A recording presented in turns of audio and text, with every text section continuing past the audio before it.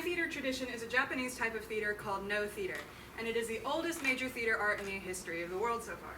So the history of no theater is that it was developed by Kanami and his son Zeami in the 14th century. This was during the Tokugawa period of Japan, in which the government was not centralized and ruled over by shogunate and samurai. Because of this lack of centralization in Japan, a lot of their influences came from China, and so Kanami took multiple art forms that were already in China, but most importantly he took Sarugaku and Dengaku and blended them all together to make what we know as no theater. Sarugaku is a Chinese type of outdoor theater, completely performed outside, and it involves epics and legends. And Dengaku is a celebratory beat used to plant rice to in China. And taking a lot of these and also traditional dances from Japan itself, he created no theater. No theater stories are based on Japanese legends and epics, and they can be hours long, sometimes upwards of 12. And there's usually in a full program about 5 shows, accompanied by an okina, as well as a different type of Japanese theater called kyogen.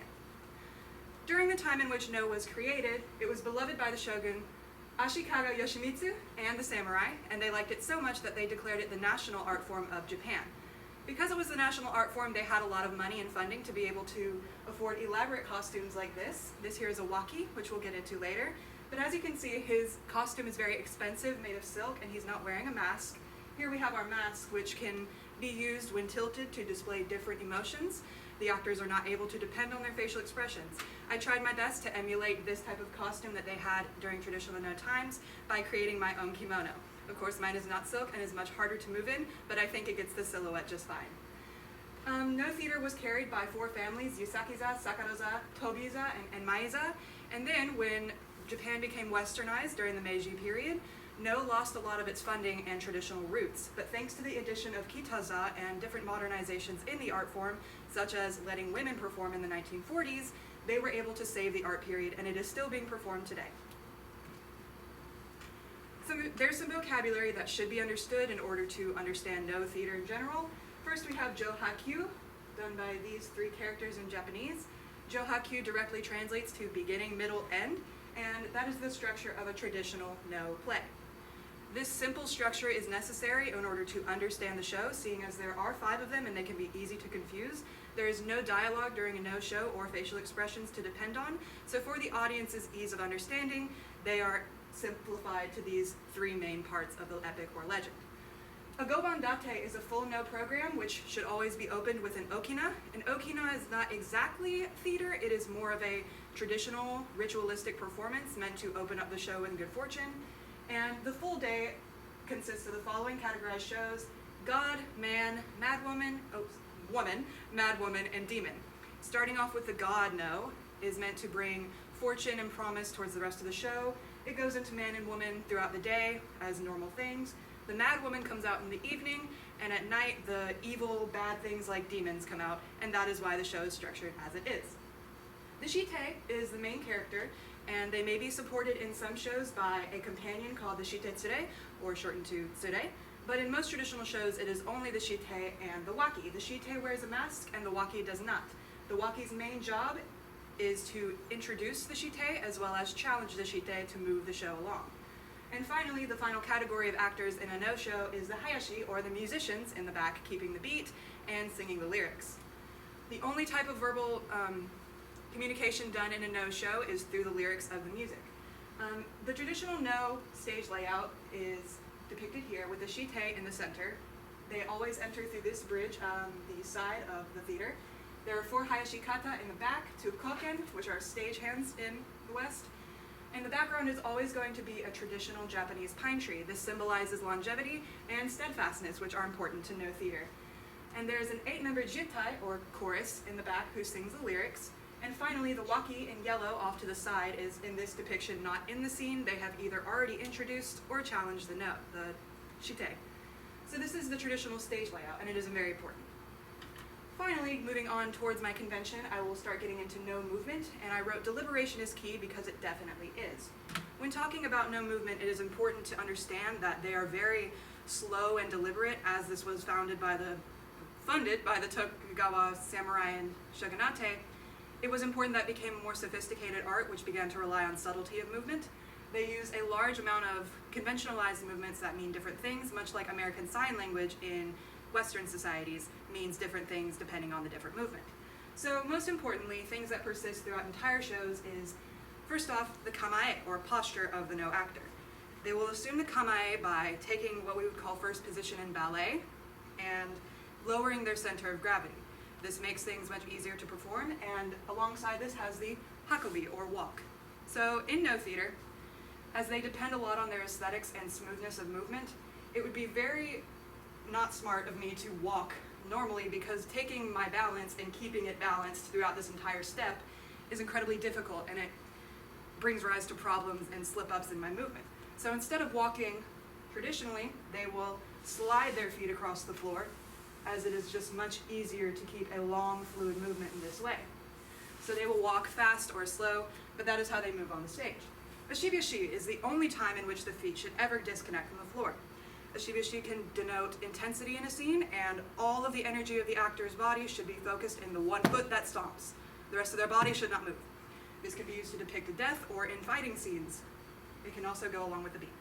And finally, getting into my theater convention, specifically kata, which is the steps or moves that can all mean different things. So as I said, it is a conventionalized list of movements. There's over probably 1,000. So each of them mean different things and can be changed depending on intensity, level of respect between the people acting, and a multitude of other things. So some examples of basic kata, starting with to cry, is probably the most iconic one. So they will assume their kamae and bring one palm up to their face to catch tears in the palm of their hand. And that is the most simple version of to cry. Now, of course, I said changing intensity changes the movement. So instead of simply going up once, they will take the kamae, and forgive me, I can't shuffle very well like they can.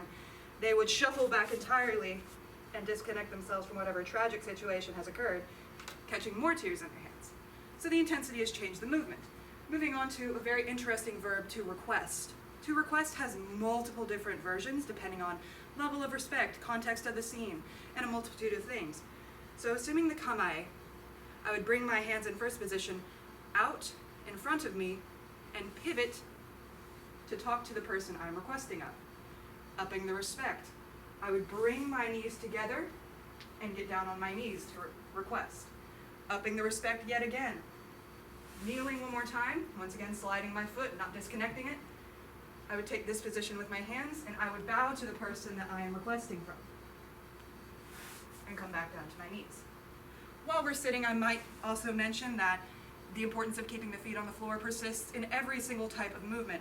I'm not going to be able to do it, so I'll use my hand to help me, but they have so much energy that they've trained to centralize in their bodies that even when sitting, if they are turning to greet a guest, they will only use their feet to do so. And instead of disconnecting the feet, they will simply roll them to move. Finally, it's important to talk about the fan. Fans are important in Japanese theater. If you think of rakugo, which is a different type of Japanese theater, it is sit-down storytelling. If you look at the fan, it is the most important and only prop that they use in no theater. If I were to do something like this, it's almost like it looks like a bouquet of flowers if I needed that prop for a scene. And much like rakugo, the waki, when entering the stage for the first time, may set up the scene almost using the fan like a paintbrush. So if this was the demon, in the gobondate, the waki would come in and set up a scene of low hanging clouds and a storm cloud, and it's raining on the scene. And the challenger has to go and defeat this mountain, or something like that, using this as a suggestive tool or a paintbrush, setting up the scene. Finally, using it as multiple different props is the way you distinguish characters often. If I were a noble woman walking through cherry blossoms, I might walk like this, and it would be my umbrella. If I was a servant trying to give something to my superior, I may offer them a plate like this. And if I was a knight or somebody in combat, I would be able to use it almost like a fencing sword. And a shibushi, I would kill my opponent. So, getting into my moment of theater, I decided to perform a contemporary no movement piece performed and choreographed by Satu Runa when she was studying no at college. So, I'm going to get into this, and I will try to explain the movements as I go so that we can put together the story through no dialogue and only her movement. Assuming the kamae, she begins by turning around, and it is important to note where everything happens on the stage. A shibushi, Shibishi. There have been 2 deaths. And she will reach out for something, but do the symbolic move called cutting the kimono. Like she has been hurt or wounded. And she will hide behind her sleeve, as if she's afraid or upset. And she reaches out for where those deaths have happened, but she's not able to get it. So she comes back around. And now for more symbolic movements, the opening of the fan can symbolize a new love. And it will overtake her when she repeats this movement again. And this movement here is symbolic of flower petals falling, once again love. And this time, using the fan to cover her face, she will reach out one more time and decide she doesn't need it. So, the whole plot of that, in Saturuna's words, was that she was trying to depict a story in which both of her parents had died, and it was love that helped her overcome it.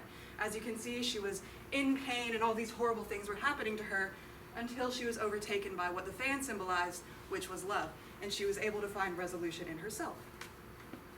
So that has been my moment of theater.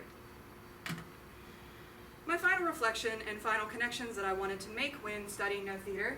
I am a Western actor, and in the West we tend to rely on realism, so as an actress I use my face a whole lot in my acting, as well as my vocal tone to depict emotion and context of the scene. So this entire project has taught me a bit more reliance on physical storytelling. And I thought this connected greatly with another actor and theater theorist that I studied during my solo project. Jacques Lecoq is a French man who is very iconic in the world of mimery. He taught a lot of things in his career, and one of those things that I saw connecting to No was the neutral mask. The point of the neutral mask is to strip the actor of their facial expressions in order to make them tell the story with their body, also so that they cannot talk. Here he is holding that iconic neutral mask, and that is exactly the function of the No mask, if not also to add an element of character to the No performer. So they're similar but different in their function. And another connection I saw between the two of them is the 7 levels of tension, which is a concept taught by Lecoq, and Kamae and Shibishi, which I've been presenting this whole time. So the 7 levels of tension go from the first level, which is absolutely catatonic. And Jacques Lecoq says that you should carry these postures through all of your movements if you want to be consistent and tell a story. And then of course the 7th level is explosion, and you should keep it through everything if you want to talk the way that you need to. But in no theater, they also have a posture that should be carried through the entire show, not broken unless you want to be inconsistent. And the only time they break that is during the Shibishi. And instead of being so big and open, the way Jacques Lecoq is, they will take all this energy and centralize it in such a small part of their body to denote intensity. Instead of using everything, they're able to focus it. So those are interesting connections that taught me different levels of physical storytelling that I can use as a blossoming actress in my career. Thank you. That has been my research presentation.